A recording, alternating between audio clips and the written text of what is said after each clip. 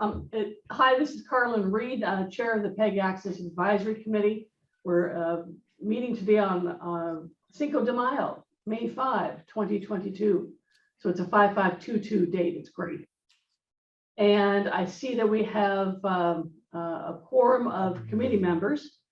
And I see that Scott has joined us now. So what I'm going to do is I wanted to note a couple things before we do a roll call. First, this meeting is being recorded and will be available for later playback on Minuteman Media Network's YouTube channel. Now, let's do the roll call. And when I say your name, please say here, present, or whatever you wish. Carlin Reed is here, of course. Vince Carlson. Here. Scott Hopkinson. Here. Fort Booth. Here. And Corey Atkins. Here. Okay, great. We can all hear each other and we're all here. This is great. We're doing our first hybrid meeting. So we're testing this out. And we got the machines to work here at 141 Kais Road. And you were able to zoom in. So far it's good. Good. All right. All right, we've got the roll call done like that. Okay, next thing we're going to do is take a look at the minutes that Vince shipped out this morning. I can pull them up on the screen. These are the minutes from April 7th. And what I'm going to do is do a share screen and show you the minutes along with some edits that I've suggested be included in this.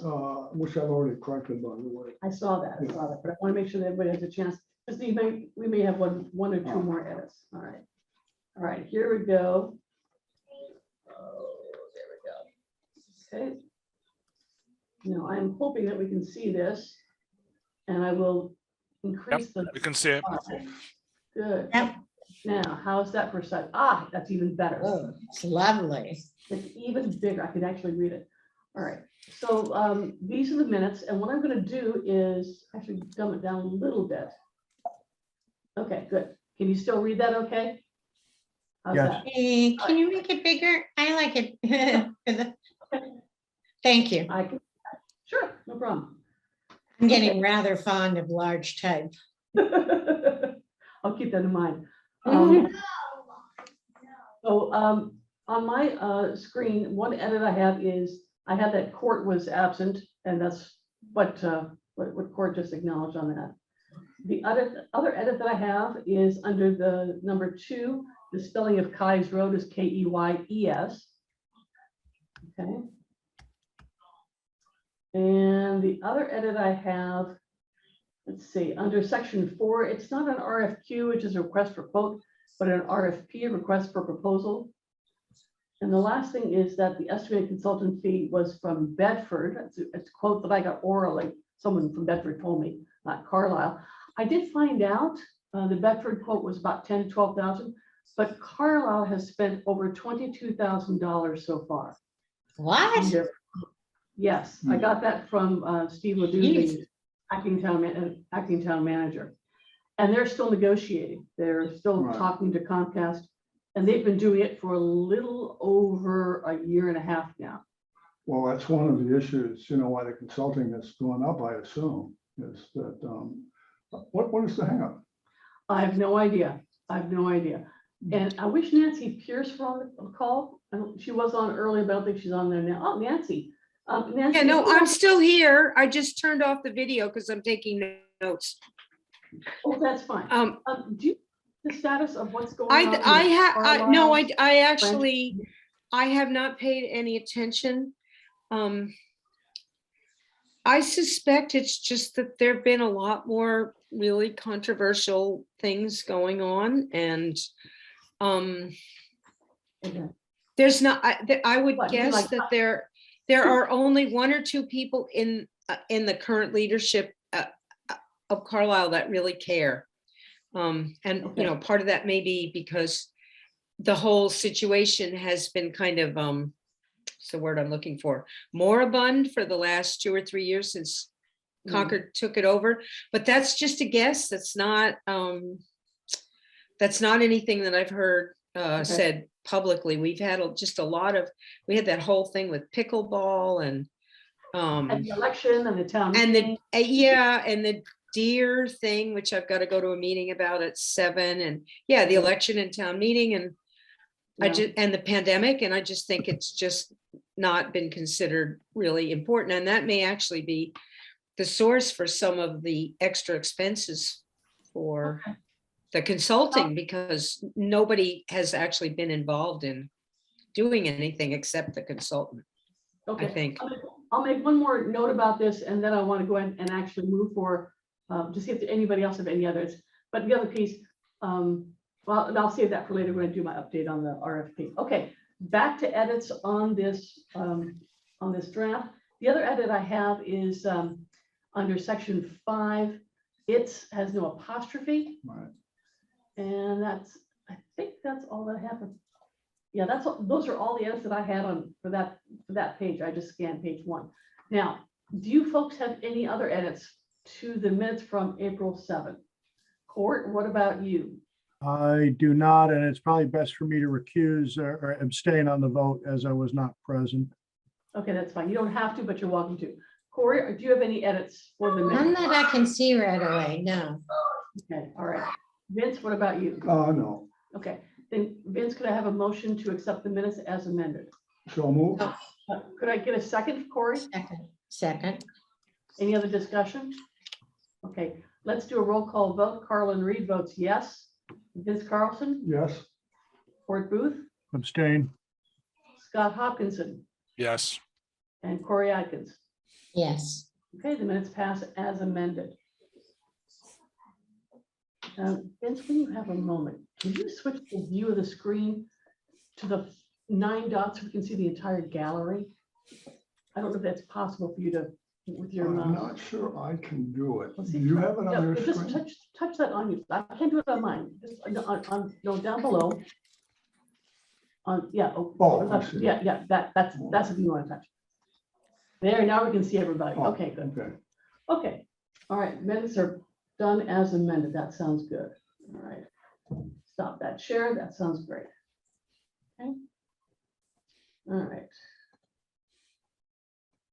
Get back to where I'm supposed to be here. Okay. All right, next thing is the next committee meeting. This is an important one for everyone to attend. It's June 2nd. We've got to decide the location and the time. And the reason why it's important is that's when we're going to go through the request for proposals that come in on the RFP, on the cable consultant project. John Harris will be here. We'll be going through stacks of papers. We'll be saying, well, consultant A has this kind of experience. Consultant B has done this kind of work, that sort of thing. So June 2nd is a Thursday. If you have your calendars here, okay, take a look at it. And the questions I have for everybody, do you want it in the afternoon or evening? And I think we want to do it in a hybrid like this. And I think we can do it, but it depends on the timing more so. Because Thursday night in this room, we're going to get bumped from because of HDC, maybe not. But Thursday afternoon, we could probably do it. If you so, don't do that, then we go to the select board room in person. So Scott, you want to? yeah, I just thought, since I think again, I'm the only one that's maybe has a little more of a constraint, I could do anything after 1 o'clock in the afternoon right now, if you told me now. Okay, so if, for example, could you do a 2 to 3, 2:30 to 4, or 2 to 3:30? Yes, anything after 1. Okay, so you could do Thursday 2 to 3:30, or you could do Thursday 6:30 to 8. Is that right? That's correct. Okay, Court, what about your schedule? Yeah, I apologize. I've got a very tight window that day. I could do anything on the 2nd from about 3 o'clock to 5 o'clock, but it would be remote. Okay, so you would need to do it by remote, and we could do, say, could we do 3 to 4:30, something like that? That'd be great for me. All right, I'm working on with the 3 to 4:30 timeframe right now. Corey, what about you? Corey, on June 2nd? I don't have my calendar with me, but I think I'm open. If I'm not, Carlin, I'll send you an email. Oh. Okay, if there are any constraints throughout that day. Okay, that sounds good. All right, Vince, what about you on the June 2nd, 3 to 4:30? How's your schedule? for that? That looks good for me. Good. All right, and it's good for my schedule. Have I missed anybody? No. Okay. All right, so let's set the time out. Let's set the time for June 2nd, 3 to 4:30 p.m. And I'll try to make it hybrid here at Kai's Road and Zoom. And I'll verify that as soon as I get the room reservation, which I do through the NRC's home office here. Okay. I'll also make sure that John Harris is available by that time, but he said June 2nd at one point was pretty clear for him. All right. Okay, that's the next meeting. The two things we're going to do at that point, we're going to review the RFPs, and also we're going to finalize the PEG Access Awards. We did this last year, and I have a proposal on how to do it again this year, a little bit different. We'll talk about that in a little bit. Okay. Now, next thing I want to talk about is, Vince, you had sent to me a document about some pending legislation regarding the Zoom capabilities after July 15th, because Right. that's when we normally would fall back to being in person only. Do you want to talk about it a little bit, what the status is? Yes, the legislature has two bills before it, one in the House and one in the Senate. They're both identical. They're fairly short bills. And basically, the gist of it is to make remote meetings permanent. And that means, either a hybrid meeting or a completely remote meeting the way that we're doing it now, or we're doing a hybrid, but either way.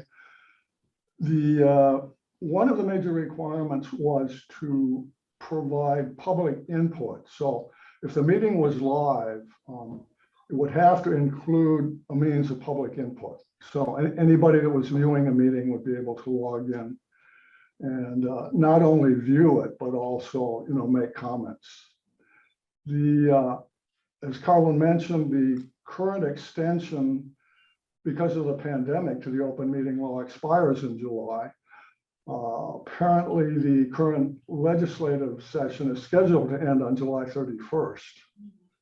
So Corey, you may know more about whether we're really going to get to it, but. Probably not. I don't know what they have on the agenda, but they're not good about this. And they leave a lot to the end on purpose to manipulate legislators. And so I don't know. Seeing that we're not officially in the clear here, and my own situation today proves a point. It's nice to have the option to have a hybrid for people who are either away because they're working or because they're babysitting or some other reason. And after a couple of years of practice, I think we know how to include public opinion, public input.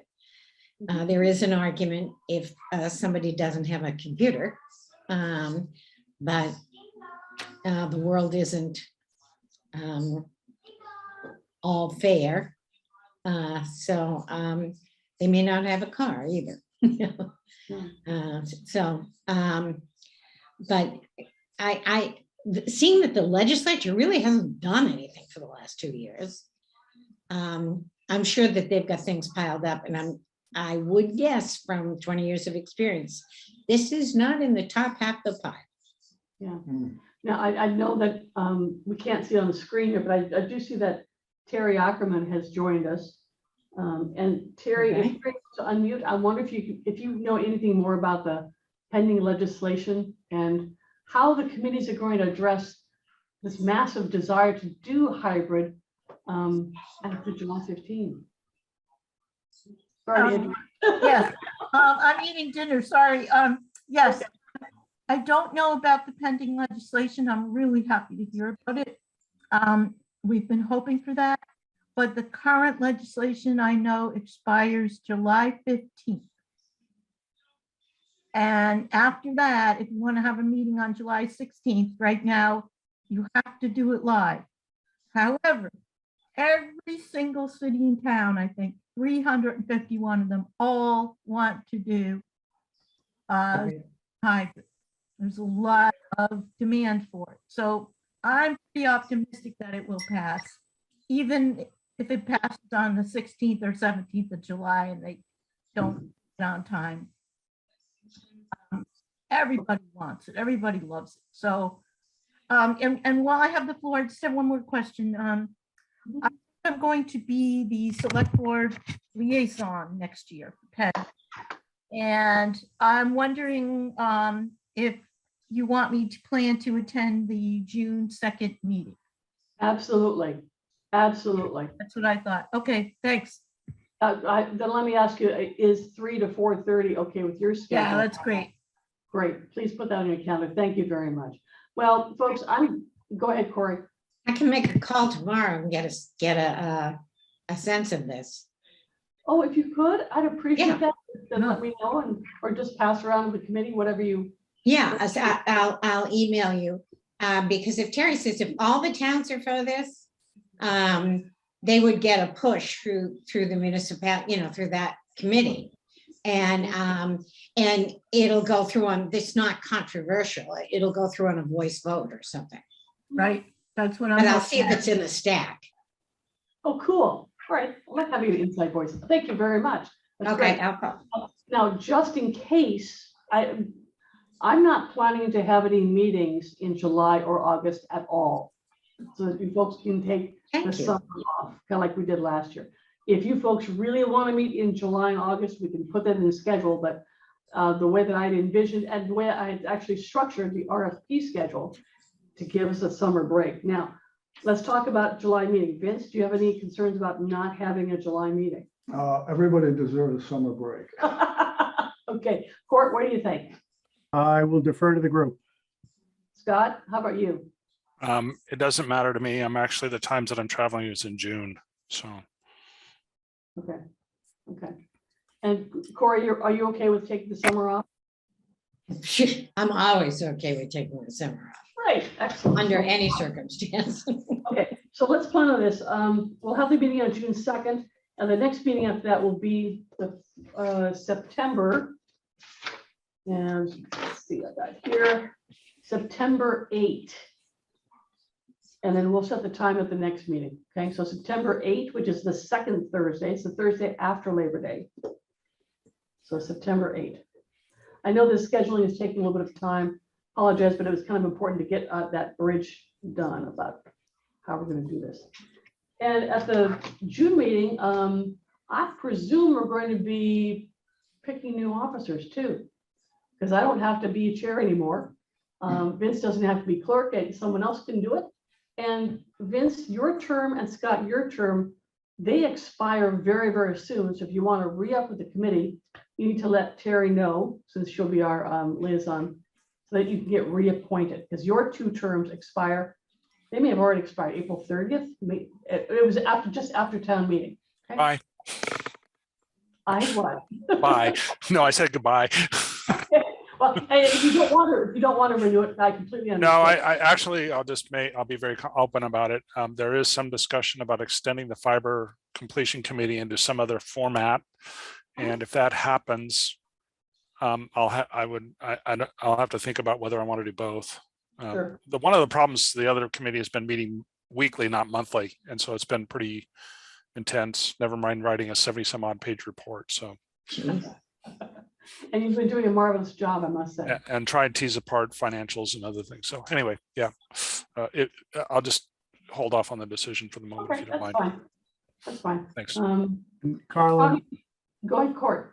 just for the record, school committee will create new liaison assignments by the time the June meeting comes around. So I trust I will be among you, but that's a school committee decision, just for the record. But we'd love to have you back, or whomever the school committee selects for that position, but I appreciate that. Okay, Thank you. that sounds good.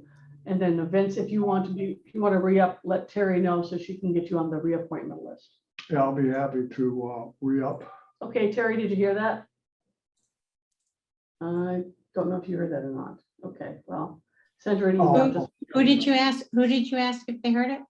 Terry Ackerman, and she gave Okay. a thumbs up, but please go ahead and Right. send Terry a confirmation email with that. Great. Okay.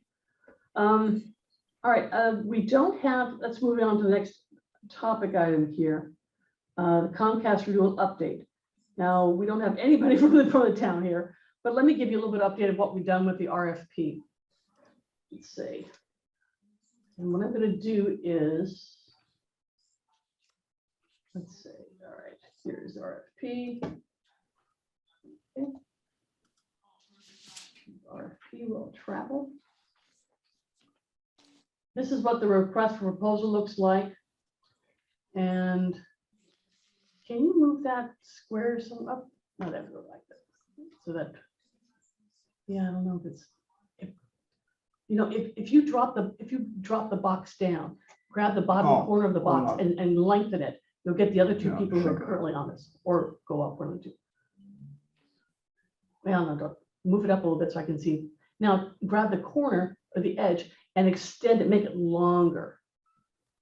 Can you do that, Vince? Oh, you want it broadened out? Yeah, longer, This taller, way? taller. No, the other way, the other dimension, yeah. Because what we're doing, if you do that, you may need to Want it to grab, go up? yeah, go, take it up.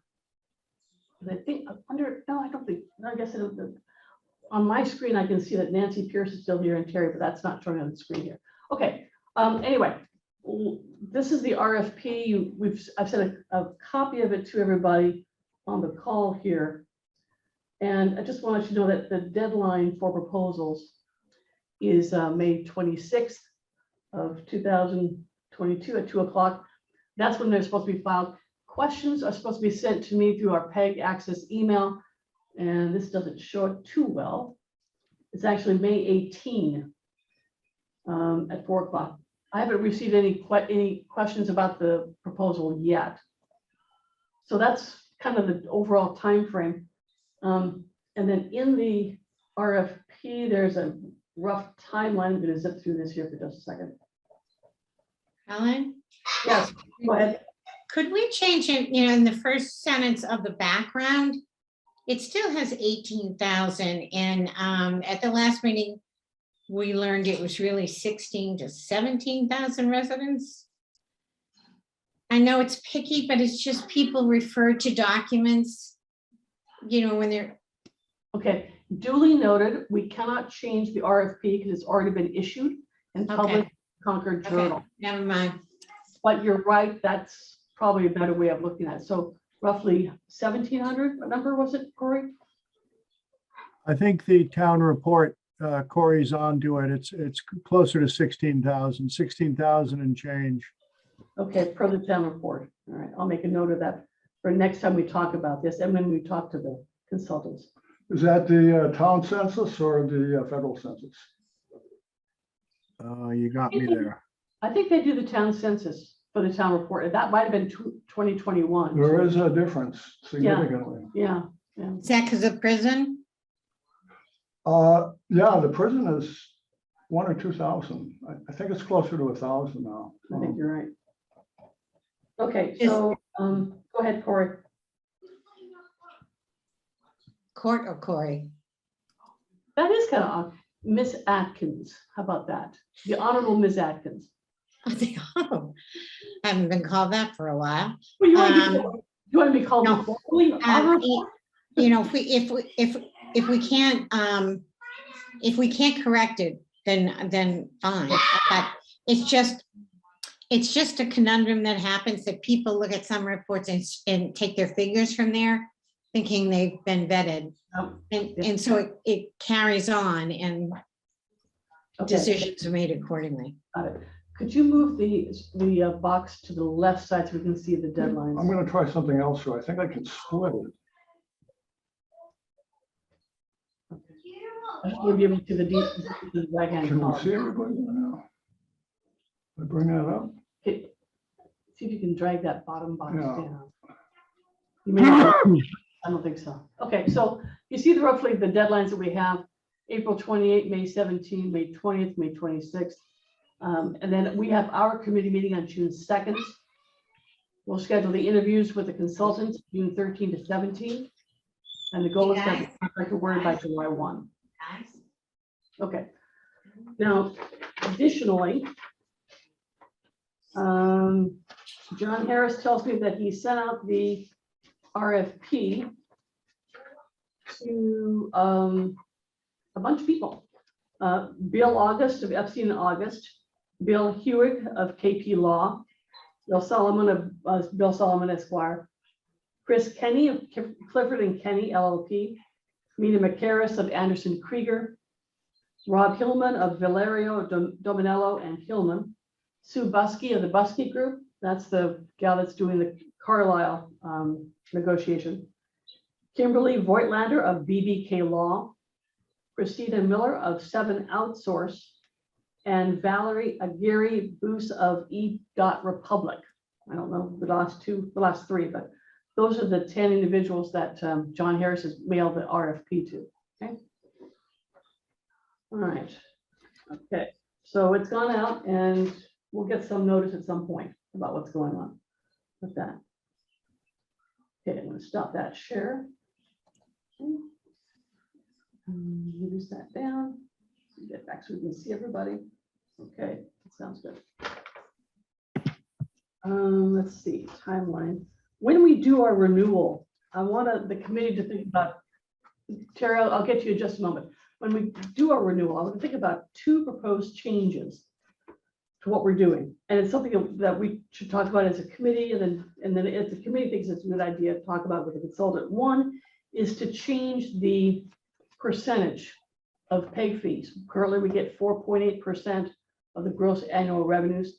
Let's consider whether we should increase that to the cap, which is 5%. Okay, that's one thing. And the other thing is consider dropping the payment in lieu of franchise, but replacing it with something called a streaming fee that would be based not on a percentage of the broadband revenues, but on a per capita assessment that can be collected individually or else as a surcharge within the broadband fee.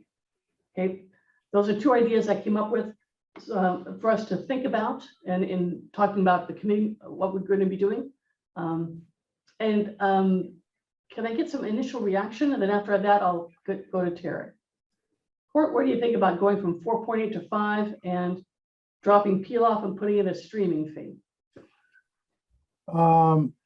It's not significant from the vendor's perspective, maybe, but I'm fine with moving it to 5 unless we have other asks, which sometimes we do, some non-financial asks. We're not doing any INET right now, which is the providing service to the town, because the town's now using its own broadband service, I believe. I have to verify that with John Harris. That's usually what would be captured within that 5%. So think about that. What about dropping the payment in lieu and franchise, but replacing it with a streaming fee? Replacing it with what? I'm sorry. What I'm calling a streaming fee. That's a fee that would reflect payment from the broadband fund to the PEG fund for those customers who watch this program just on their broadband network, but don't pay into the fund because they don't have Comcast cable TV.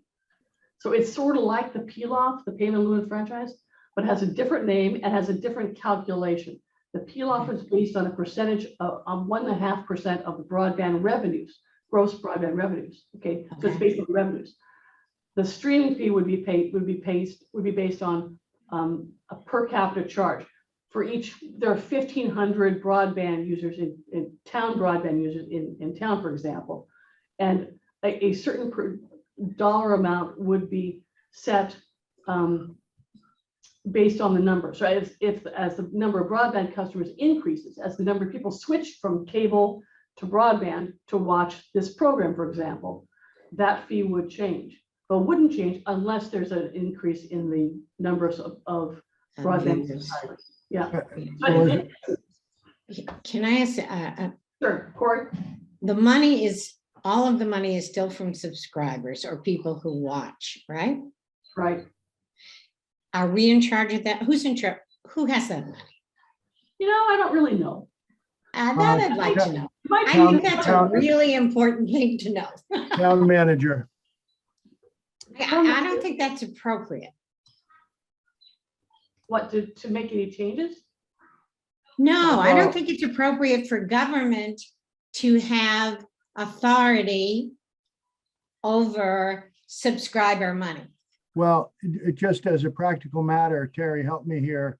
Our town meeting each year takes a look at the revenues in the account that is derived from these payments and authorizes the town manager to expend up to a certain amount for access services. So town meeting certainly has their hand in it. And they have the authority, court, to do that? The town meeting has the authority to Yeah. move money into an operations account for the town manager to expend under his or her authority under the guidance of the select board, yes. Terry, Even do I though have that right? money is subscriber money and not taxpayer money? Correct, Under the Correct. Cable Act, the town meeting will authorize it. That's what Article 44 was. at this Okay, town meeting. okay. I just want to, it's a thread I always follow. Who has, because sometimes monies are misappropriated by wrong authorities. Gotcha. now this body right here does get some capacity to scrutinize the revenues and expenses because they're reported to us by town employees. So we are probably not as close to it as town manager and her designees, but we're pretty close to it. Okay. Terry, what do you think? Okay, well, a couple things. First of all, I'm a little bit confused because the PLOF that we're talking about, or streaming fee, that has to do with broadband.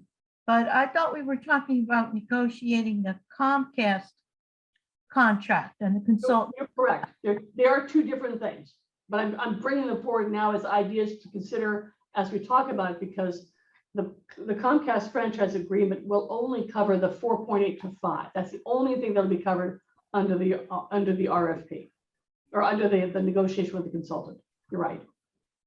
So we have to give ourselves some authority to charge people who are using the service, even if they have broadband. Using the Comcast service.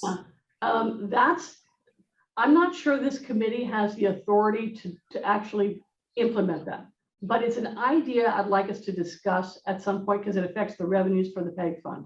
Yeah, and I think I it have a- should be, especially if you've got a 10-year contract, sorry, Scott, 10-year it's okay. contract. Scott, I'm definitely coming to you. You're now. Go ahead, Scott. Okay, so let's play this. One way to think about this was to flip it upside down just a little bit. What we're discussing is adding a payment, some sort of franchise payment or payment in lieu of franchise or broadband, whatever we call it. It's sort of a substitute for the franchise fee that Comcast pays to Concord Broadband. Are you going to do the same? Is this committee going to try and make that same assertion to, let's say, if I had direct satellite? Or would it make the same assertion if I had direct 5G, which doesn't touch the town infrastructure? Where does it stop? I guess my question is, I'm kind of taking up a little bit of Mark's thread, which is because I'm on that committee and I'm on this one. One of the things that we've noticed just from a practical viewpoint is that this fund, this entity, this activity has a fairly deep set of reserves financially. And the broadband, on the other hand, is flat on its heels. It's not as rosy as people have been led to believe. I think we're going to uncover that as a little bit of this time goes by. And maybe the first step along this path is to separate whatever fee is collected from and percentage is separate whatever that calculation is relative to Comcast from whatever that is collected from the Concord broadband. The second thing would be say, okay, what is the number going to be for Comcast? And we've said that's going to be either 4.8 or 5%. I think that's the numbers you said. And then the second question is, what should we collect from the broadband side of the business, if anything? Or maybe there's a deferred collection over time, or maybe there's some recognition of the mix of what penetration or what profitability it exists in those two. I don't actually have an answer to that. So I guess the short answer is I'm in favor of segregating it so that we can look at each separately. But the second part is, once you do that, the slippery slope part is what about the third, fourth, and fifth entities that can deliver broadband services that aren't either Concord Broadband or Xfinity? What are you going to do about those? Let me, Okay, Make a let's go comment Vince, here. Vince first, then Court. Go ahead. just in terms of what the FCC deals with, we can't charge for anything that's wireless. The FCC has ruled that wireless and cable are two completely separate portions of internet service. Oh, wait a minute. And since you know this, I have a follow-up question. You said cable? Yes, Does that include optical? it does. Okay, thank you. Anything that is either copper or optical cable Okay, all is right. under the jurisdiction of both the This FCC franchise fees mechanism is what you're and the saying. franchise fee. Yeah, okay. Now, in terms of towns where there is more than one provider, basically the FCC that says that all providers have to be treated equally in terms of the fees they charge, although you can negotiate them separately. Obviously, in fact, all of the towns surrounding us have at least two, and Lexington has three. So they negotiate their contracts separately, and it can be up to 5%. And normally that's what they'll charge. And when they negotiate the contract, what they will then do between all of the parties is divvy up the portion of the subscriber base. So they will only pay according to their portion of the subscriber base. That's right. And however, having said that everybody is equal, there's actually some people that are more equal than others. Isn't that what life's all about? So I put my hand up again, and when it's my turn, I have a new point to bring to bear here. Okay, let's go to Vince. I finish up and then I'm gonna go to Court. Anyway, what the more equal than others applies to is that for small providers, and let's call Concord Light Broadband a small provider at this point, they are exempted from some of the reporting requirements and the way that their fee structure is handled. So, for instance, if, say, everybody in town wanted to charge Concord Light Broadband 5% or 4.8%, the same as they want to negotiate with Comcast, that may or may not be the right thing to do. It depends on, how that is allocated, if it would lead to kind of more money for subsidies on people that can't afford to pay $130 cable bill, that may be appropriate. On the other hand, Concord Light Broadband could probably claim an exemption and not have to pay that much. Okay, let's go to Court. What about you? Oh, I've got more questions than answers or opinions here. I'm impressed and surprised that cable subscriptions have remained as stable as they have. Two, I don't want to jeopardize the stability of the CMLP broadband operation. So I think that's got to be foremost in our thinking. That's going to be the big issue. If Concord Light Broadband is successful, they will get a bigger fraction of the subscribers in Concord.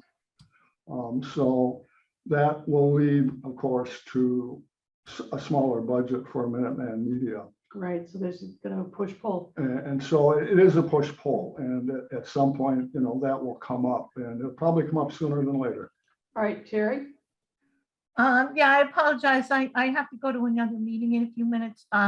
So what I was going to say before was I agree with whoever said about segregating things. The way I'm looking at it is we're working on this RFP for a consultant for the Comcast. Mhm. That's the 4.8 that might go to 5. And I was going to say about that is that's a question we should ask at the interviews. Yep. What? I'm sorry. We Where should we ask? ask whether they, what would be their approach in negotiating to go from 4.8% to 5%. Okay. And that will give us a real look at how they do business, you know, how they negotiate. The second thing I have a question about that is, who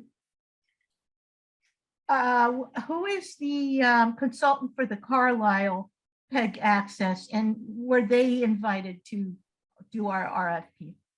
You weren't here when I listed off the names of the RFP recipients.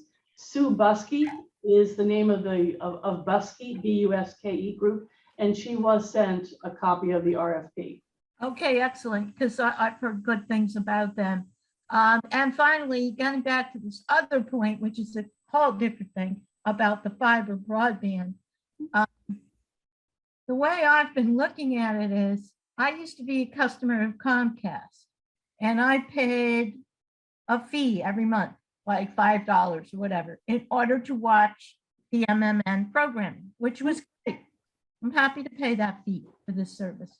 So as a fiber customer now, I think I should also pay that $5 or whatever fee.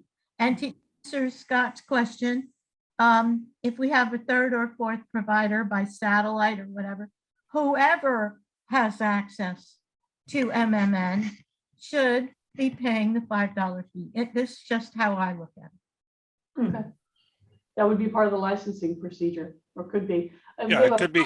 But, yeah. We have a 5G policy that's being shifted onto some of the town departments right now, based that Jason Bulger's in charge of. I don't know what the status of that is, but I think he's expecting comments to be sent in by the middle part of May on this policy that's been presented to the select board back on April 25, I guess it was.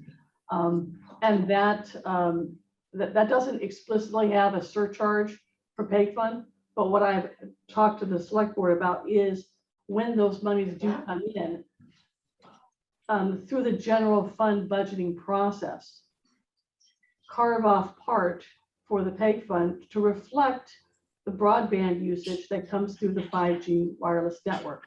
It will not be explicit, it would be implied, and it would not be, it's an approach, because it goes to that concept of fair play. What's good for one should be good for all. It's a non-discriminatory approach. Okay, now I do admit that this streaming fee concept is slightly out of the deviation from our agenda. And I really should get back to the agenda itself, which is talking about finishing up the RFP discussion. But is there anything else that anybody wants to say about the streaming fee? Scott, go ahead.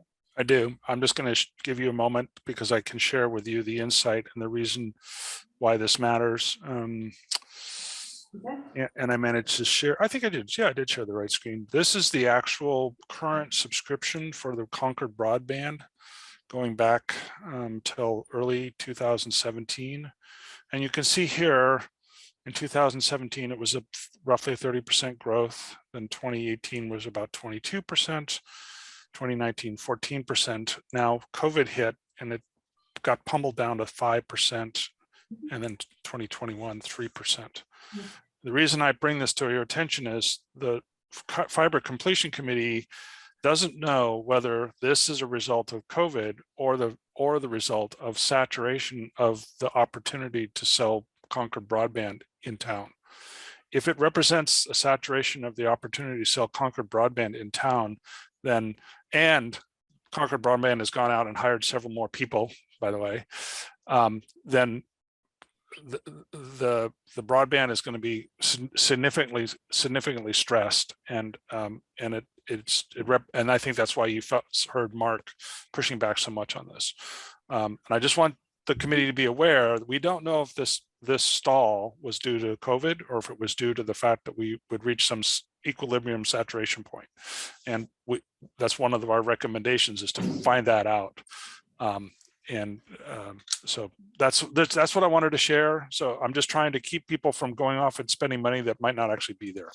Well, that's fine. Scott, how far back does your data go? Does it go back to 2014 when the broadband program started? We have two sets of data. This one goes back to 2017. I have another one that goes back to earlier, but they don't exactly reconcile. And that's part of the problem. That's part of the problem we have. If you want, I can pull the other one up because I found it before I found this one. Not necessarily right now, but it'd be interesting to chart the growth rate for broadband from 2014. And if possible, on the same axis, the decline of the cable subscribership. I'm not necessarily saying that one is directly caused, but you'll see somewhat of a crossing point at some point. Yes, and I would certainly agree. One of our recommendations is a specific and very organized and always a consistent way of reporting both the finances and the subscription for Concord broadband. And that data should be available given the reports that we have from Comcast. My general impression based on the work that we've done is that the Comcast subscriptions have not fallen off, and there are a fair number of people that get both. And that was one of the surprising things. We have roughly 5,000 subscribers to Comcast and roughly 1,500 subscribers to the broadband.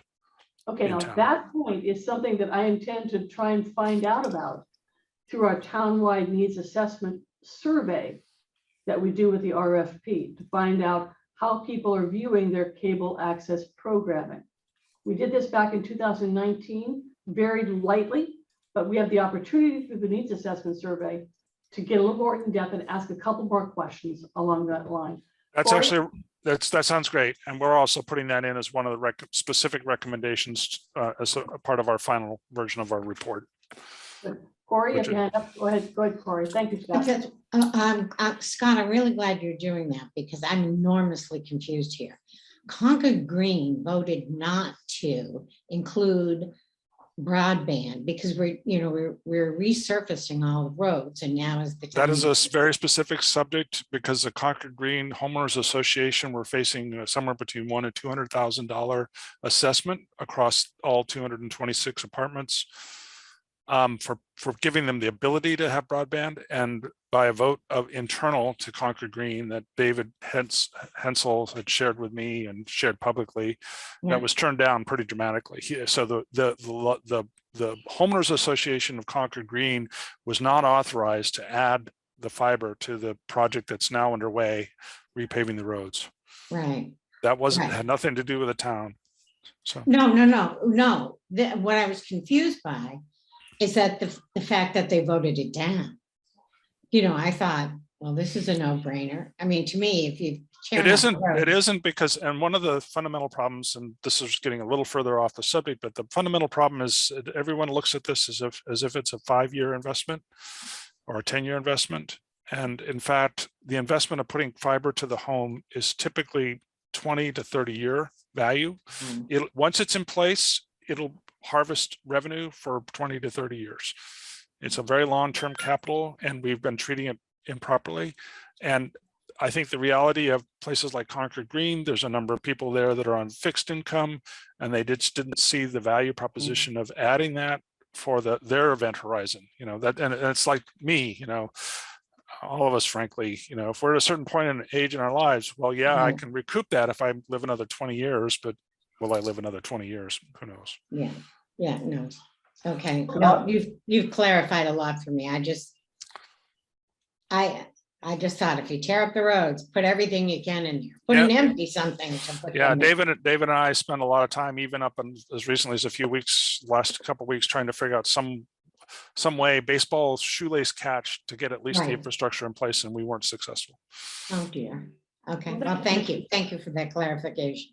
Scott, a question on the hiring at Concord Broadband. What kind of people are those that are being hired?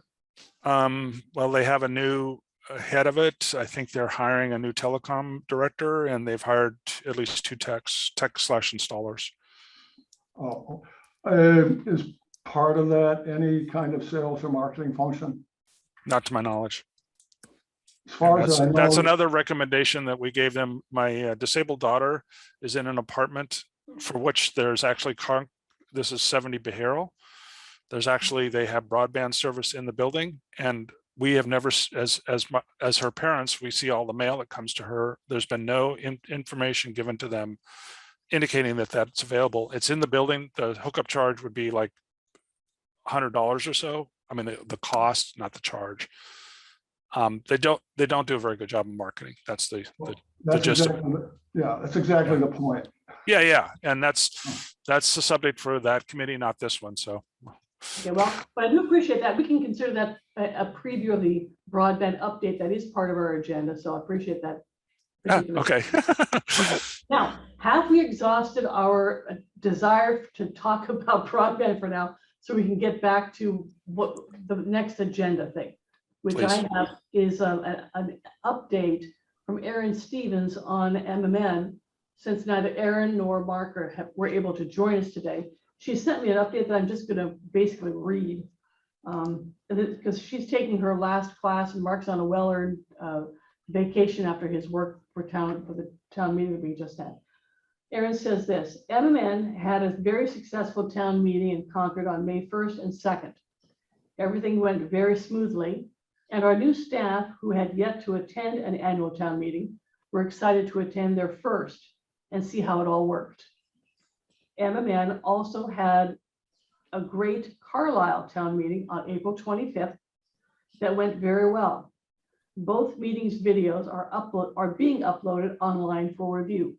I'll make a parenthetical, they're online right now. I saw all town meetings, Carlisle as well as Concord, are now online.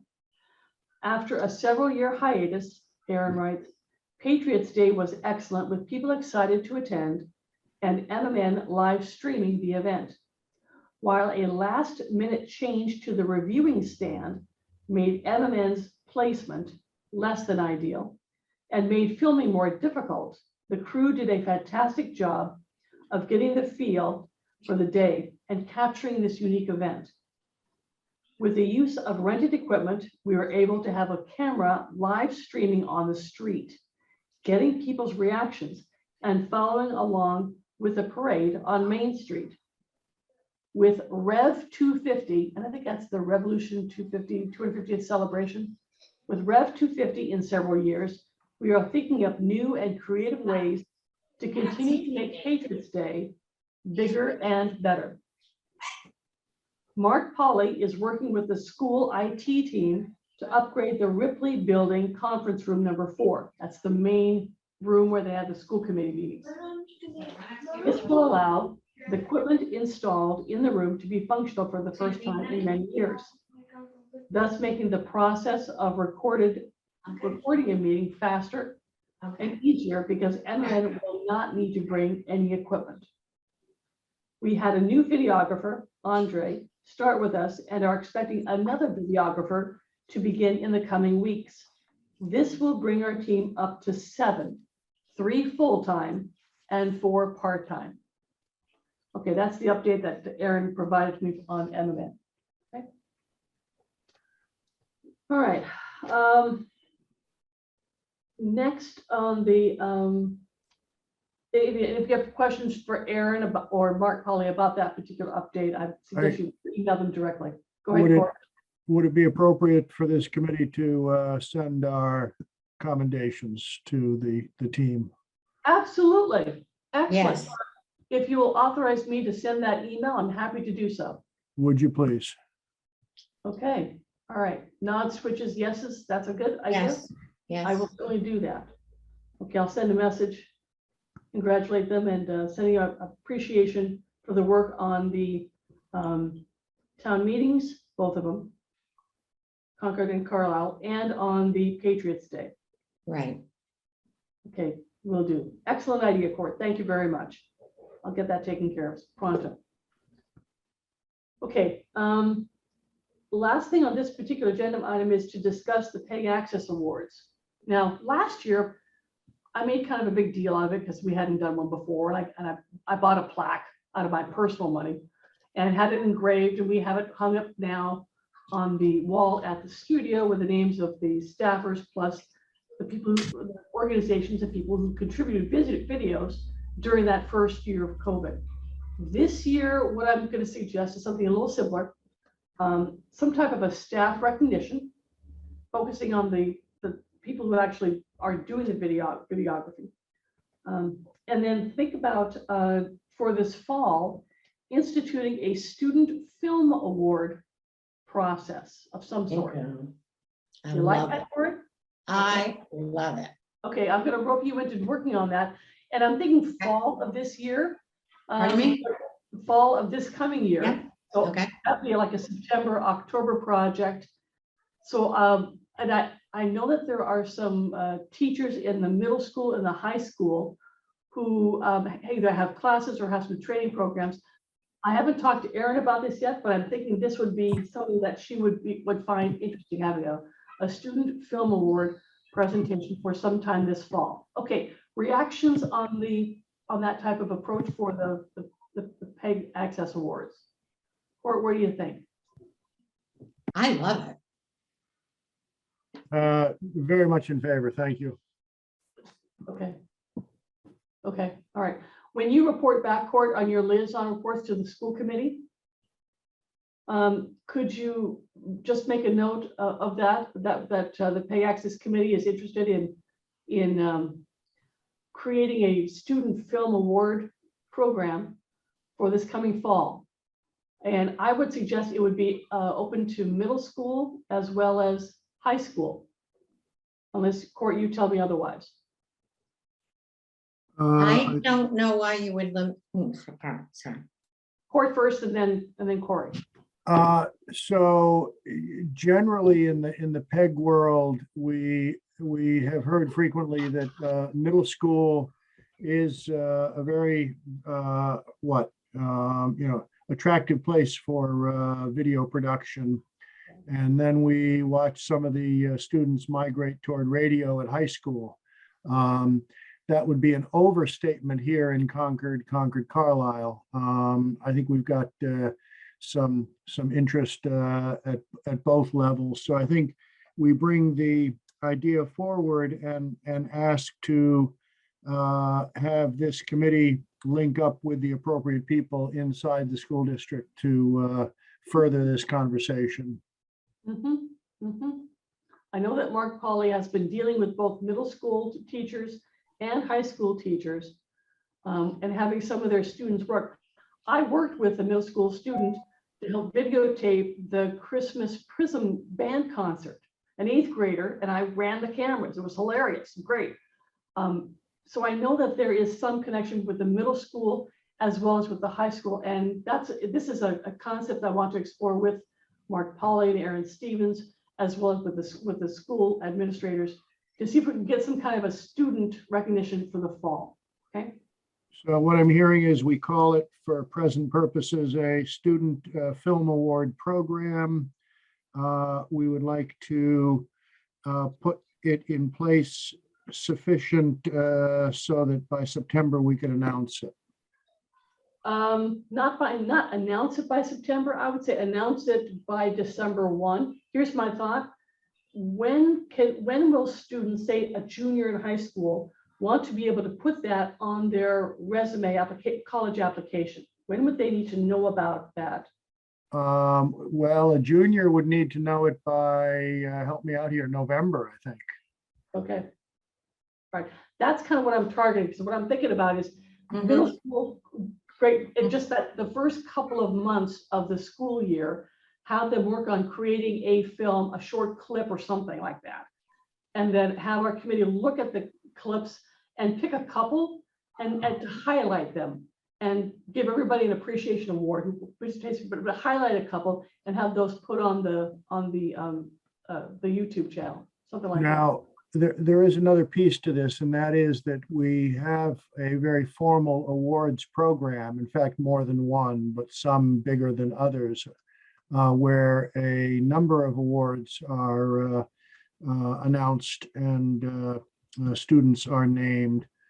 Would we want ours to be a one-off independent, or would we ask for school department advice on whether it might best be wrapped into their larger set of awards, which I think might benefit us because I think it gets more attention. Okay, I'm sold. I like that idea. Now, then we become one on a long list, but because we're on a long list, there's many eyes on that list. Right. What's the timing of that particular award? When is that done? That is usually right about this time of year. Okay. So what you're talking about then would be the, Let me just turn. what that would be, hi guys, would be would be an award then for next year. And actually, that would be perfectly fine with me. Now, I don't know how the other committee members feel about that, but if we can get into that loop, it would give some recognition to our process, our involvement. That still would not interfere with our timing for the RFP and the consultant. Those are the two schedules I'm thinking about. Vince, what do you think? Well, here on everything, to do with the schools. On the staff, I am curious about, what you think the appropriate, MMM staff kind of format should be for recognition or, awards. I'm open to suggestions. Let's switch to that for just a moment. So before I do that, Court, let me leave it with you. I like the idea about incorporating into the major program for awards when that's given out in April-ish or April, May, whatever timeframe that is. And I don't know what the sequence is for planning for submitting the nominations or getting involved in that, getting into that funnel process.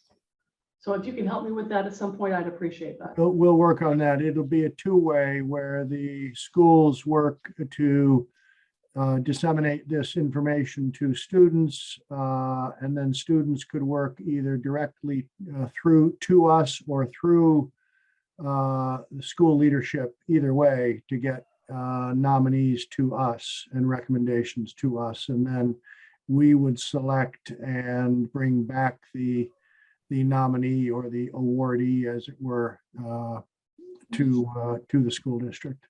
Okay. All right, cool. Corey, I'm going to rope you into on this project, if that's okay with you.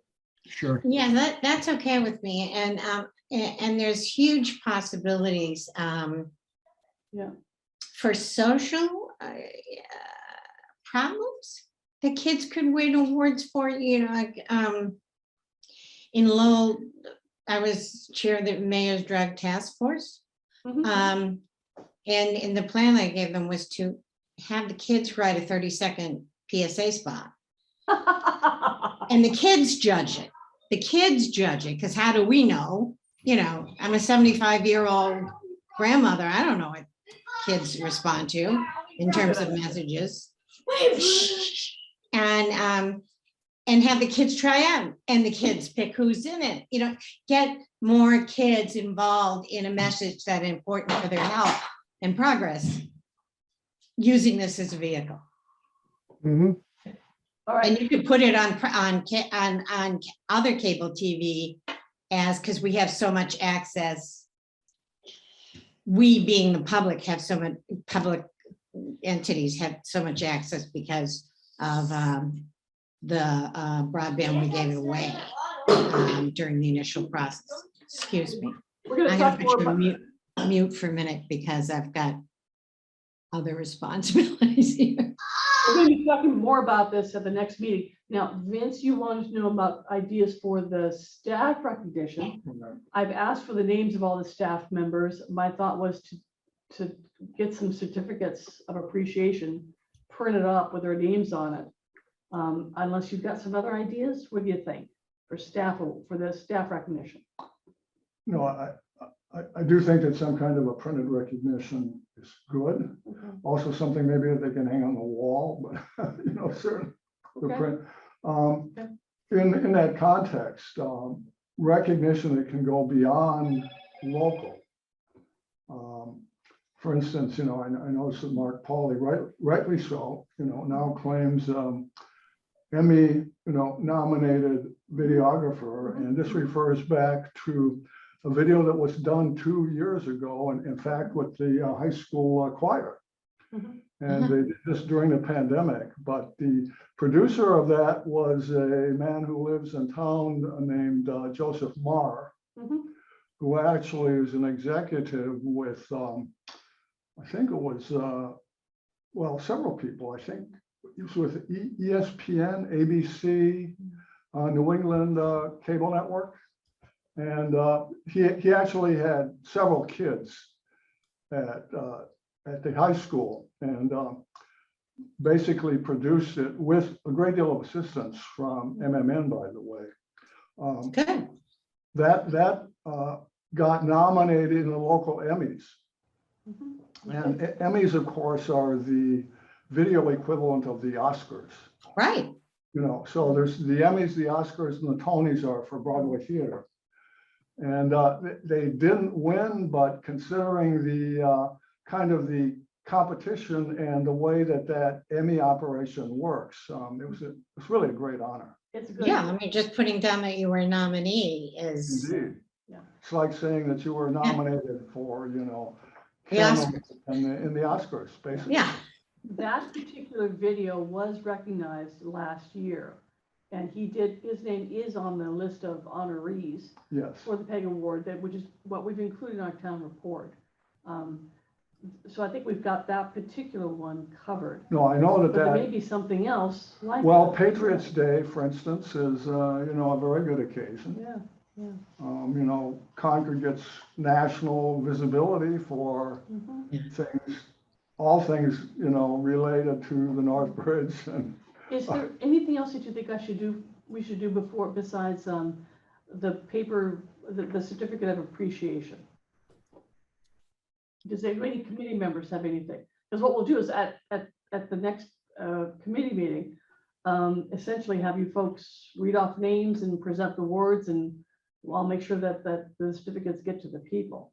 And between Well, now and then, yeah. I get them printed up. so we want to get Mark's kind of input on that. Yep. This could even extend, you know, to some of their contractors, because one of the issues, they seem to have a lot of turnover, the contractors. Oh, okay. You're talking about the part-time videographers Yeah. or okay, those are the 7 people that, Well, four of the 7. right? four of the 7, Yeah. three full-time and then 4 part-time videographers. That's the range I was thinking about doing for those 7 folks. Yeah.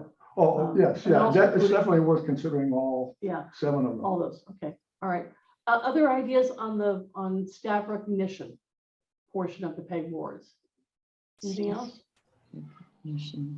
Okay, if you have any ideas, send it to me, because my goal is to find some type of format for staff recognition, get some wording up, and then get some certificates printed up so that we can present them at the next meeting, which is June 2nd. So this is a short time frame, but it's something that I think is doable. And there'll be a recognition at our committee meeting, okay?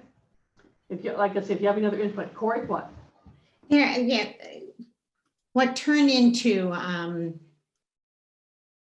little things of prestige are pins that, you know, Okay. and they're not expensive to produce.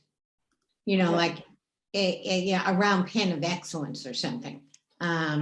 Interesting, okay? And it's because it can be worn all the time, you know, That's or true. worn at special occasions.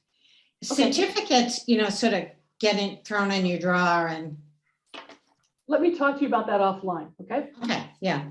Okay, I'll give you a call tomorrow or the next day about that. We'll put our heads All together, right. and what you come up with. Okay, back to agenda, doing a time check. It's 20 minutes to 8 o'clock. And we're actually doing pretty well as far as covering stuff. Right now, what I'm thinking about doing is going to see if Scott or Vince have anything else on a broadband update. Anything else you guys want to let us know about broadband? Sure, I can give you a quick summary. So Fire away. the draft report is available, and certainly you folks can take a look at it. We have received some feedback, and we also had, you know, anything of a project of this nature, you never, you know, you can always keep working on it. So I think we're taking one more pass over the next week or so to revise it, amp up a few things, clarify some things relative to the feedback we received, and then we'll be closing out the activity. So that's the sort of the high level update of what's going on. I would say that the light plant folks have started to be a little more involved and responding. It's still not clear to me that the light board board has enough cycles to pay attention to all the details and things that are afoot here.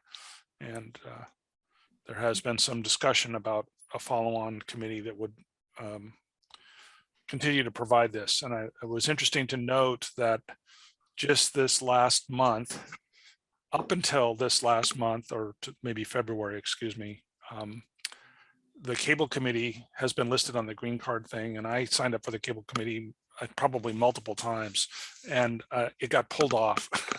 So it's kind of, I would, it'd be interesting to know which of all the committees are actually active. Anyway, the bottom line is I think that there's a lot of work here. There's some very clear recommendations. We may reorganize the report to get a little more of the summary at the front. We had some concerns about the length of it, but that's the status, and we should be wrapping it up in the next week or two. Wow, that's great. Okay, any questions for Scott about broadband? Vince? What's the latest date that, would be useful to get input, as far as you're concerned? Oh, 3-4 weeks ago. Yeah, no, it's we were under a tremendously constrained timeline for this. We actually had to go back to the select board and ask for extension for the period of time that we could do our work. And at the front end, it was delayed pretty badly from town meeting up till I think it was What is it? maybe September before we actually got the charge and whatnot. I can go back and look at my notes and see where our meeting started, but there was a pretty serious delay on the front end to get going. So into my notes, our first meeting was October 21st, and pretty much from that point to the 3rd, which was earlier this week, we've been meeting every week. For 7 months, you've done a lot of work on that, Scott. You've done a great job, by the way. Thank you for representing. Thank you. Yeah. And just doing the work as well. It's marvelous. Yeah, that is a great report. There's certainly a Yeah. lot Yeah, of it very was useful information. It was very interesting for me to, having written the original plan and model for this thing, to come back to it after, since I had, it's interesting, Mark and I worked on it together. I was the one that wrote a lot of it, but he and I certainly collaborated on a great number of them. And that's actually one of the recommendations I'm going to come back to here, because I never got a chance to say it. But he stayed with it and lived with it for a period of time, as you know, because he was his town CIO for a period of time and then wasn't after that. And now he and I are both coming back to it with, how did it turn out? We launched this baby back in 2014. What does it look like now? What worked and what didn't work? What was as we expected and what wasn't as we expected? And let me, I'm going to circle back to a comment I made a note and I didn't get a chance to say it, but one of the recommendations we made, and I actually took personal action to do this, which was to do some benchmarking with another broadband organization, another town that's doing broadband, one out in Washington State. And it was kind of interesting. I requested a disclosure of public information, and what I got in response was a call with about 5 or 6 of their key people, including their finance person, to describe a number of different aspects of it. And it's in that call's notes are in the appendix of the report. But the comment I was going to make to this community is I would actually make the same recommendation to our PEG access, which is we were debating this whole issue of payment in lieu of franchise fee and what should we charge for the Comcast. Should it go from 4.8 to 5? There are a number of communities in Massachusetts and further afield that would have the same issue that we're discussing now, which is, do they have a broadband service? Do they collect a broadband fee from the broadband service that's part of the municipality in parallel to what they're collecting as a franchise fee from Comcast? And if someone other than me had the time to talk to a couple of these communities that do have their own community broadband, that would be a very interesting data point to understand how they're doing it. It was through that kind of conversation we really began to understand. It was a clue to one of the big findings from our work in the fiber activity, which was we were we as a town were trying to pay. One of the things that we implied in the report, but we didn't make it very explicit in the original plan. And what we discovered when we came back to it was that the town was trying to pay off the loans for doing this in 5 to 10 years when they should have been doing it over 10, 20 years or more. And that accelerated payoff meant that it put a big headwind in how fast we could, make the thing profitable and so forth. And I think this is another example now that we're talking about this whole business with Comcast. We should benchmark with other communities that have the same problem, the same configuration, meaning a municipal broadband and Comcast, and see how they're handling it. And I would start with Braintree because they have both. They actually have all three. And they were very helpful back in 2013. They have Comcast, they have FiOS, unlike us, and they have their own municipal broadband. I have a list of about 6 towns that have a municipal light plant offering broadband and have cable TV service with Comcast. Right. So that would be the list. As a matter of fact, if you'd be willing to share that with me, that may be useful for our fiber committee report. Okay. So thanks. I'll see if I can dig it up again. It's been a while. Just a night, Corey. Thank you. Bless you. Okay. All right. I think that's about it for the broadband update. Unless there's something else, Corey, go ahead. Scott, if you could drop a list of questions and do a little briefing here, I'd be more than happy to make some calls to other communities. Yeah. Well, I just don't know the question. I don't know how to do it. well, the question is, take the list that Carlin says she has, Yeah. and the question would be, do you pay? So you collect you confirm that you collect a franchise fee from Comcast. B, what is the percentage that you collect? So that's, now we know, are they at 4.8? Are they at 5? Are they at some other number? Yeah. And then the next question is, do you have a similar payment that comes from your municipal broadband, such as a payment in lieu of franchise fee? You could describe that and how it worked. And you might also ask them if they are paying a payment in lieu of taxes, because our broadband is actually contributes. The payment in lieu of taxes payment that the light plant pays is actually on the sum of the power business and the broadband business. So we're getting, from the perspective of the fiber committee, this is another recommendation that may find its way into the report, is that we feel like we're being double taxed because there's a payment in lieu of franchise fee and a payment in lieu of taxes. That's part of that larger rolled up light plant total budget piece that comes towards the town.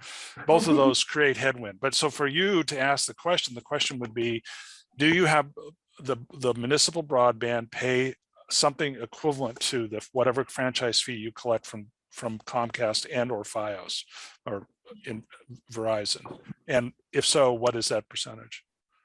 And how long are you monetized for in terms of setting this up so you don't get it? Well, I mean, that the other questions are more about the business model and fiber, and I wouldn't actually recommend that you go do that call, because again, our recommendation to the operation side of the fiber broadband business is, I did this once, we've identified some other communities, but this really is the job of the people that are running that business. It's, we've pointed the way and given them enough evidence that there's real reason to do this.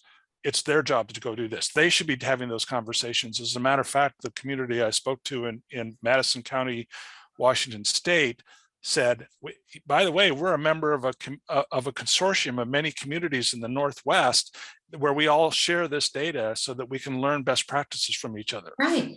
And we don't appear to do that here in Concord. We're like, oh, we know better.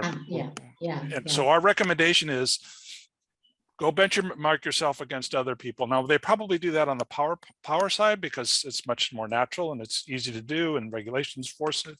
But on the broadband side, it doesn't appear that we've been doing that. When we took over the studio from Comcast, the organization that we used for the purpose you described, that best practice tradecraft, was ACM, the Alliance for Community Media, which was quite effective. I don't know if it still is. the Alliance for Community Media, nor do I know if the town is a member as the MMN predecessor was. I do Yeah, know- but that's a different thing. It's not, we're not talking about the public access. Well, yeah, in this case, we are. I'm sorry.